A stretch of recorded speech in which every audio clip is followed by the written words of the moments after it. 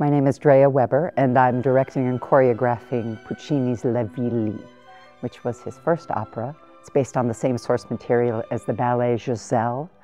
And in our conceit, the critical element of the forest, and the forest being a magical place where the spirits of the brokenhearted have become the trees, is a very active part of the relationship between our father-daughter relationship, her relationship with her betrothed, and then what happens when the betrothed travels to collect his inheritance. So there's a constant interaction between the life and movement of the forest and the relationship with the human beings.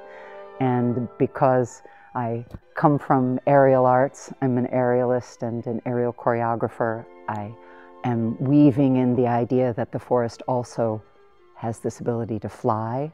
When the forest becomes a witness and actually active to a person breaking someone's heart and then having an effect on them, they become very active, quite wild in the air, as well as dancing.